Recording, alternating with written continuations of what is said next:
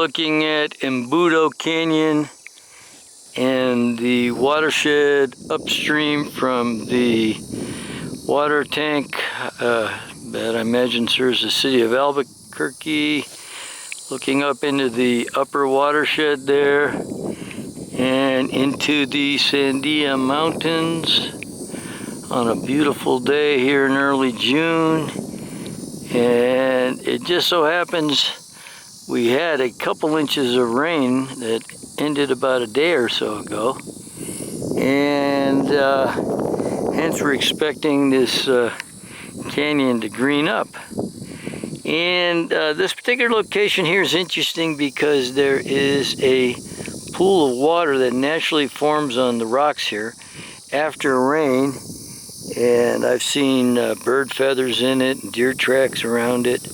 So animals, local wildlife, come in here and use this water source from time to time. They know it's here. So it's interesting to see what wildlife gets and what people get there in the background, because you've got that dam which collects the runoff and allows it to infiltrate into the ground and perhaps down to the aquifer, which is a good thing.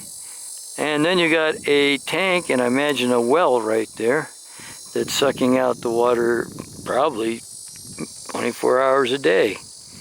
Anyway, just a question of priorities. Obviously, we're next to a big city here, Albuquerque on the right, and the water needs are significant, if not enormous.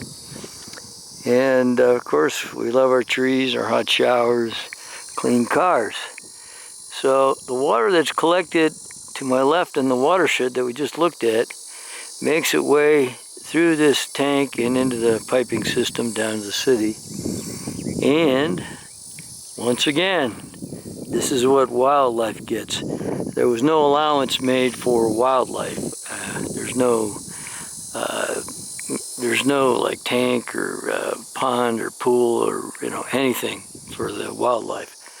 And closest, when this little pool dries up here, the closest water source is way up the canyon there, and that is the Embudo of Embudo Canyon. In other words, the water that comes down this big canyon up here to the left is funneled through the mouth of that little canyon right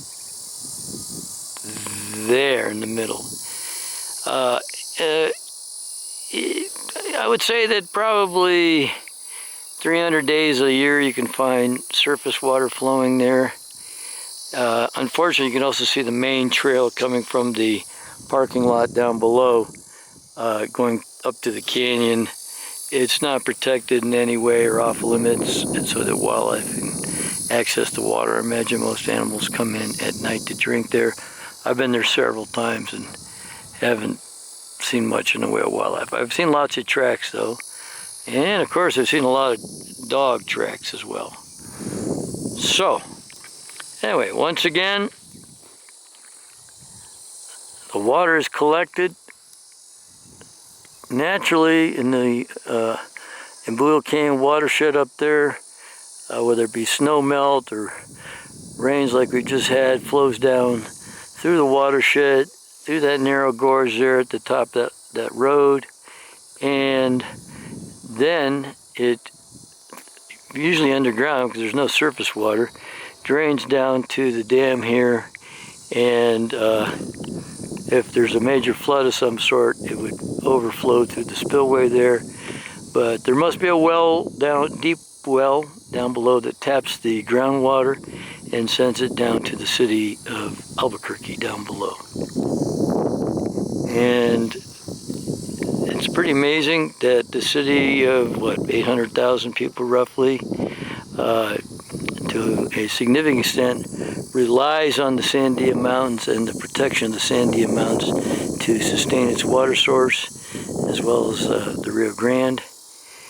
But the Sandia, for the most part, is a pretty dry range. The water infiltrates in, rainwater infiltrates in the ground very quickly, and these little pools on tops of rocks, which are they're here and there, they're scattered around, are pretty much is what that and springs is what sustains wildlife. So, just to get a sense of the kind of the hydrology and the dynamics of water here and how it sustains Albuquerque and wildlife. Signing out from Embudo Canyon, Sandia Mts, New Mexico.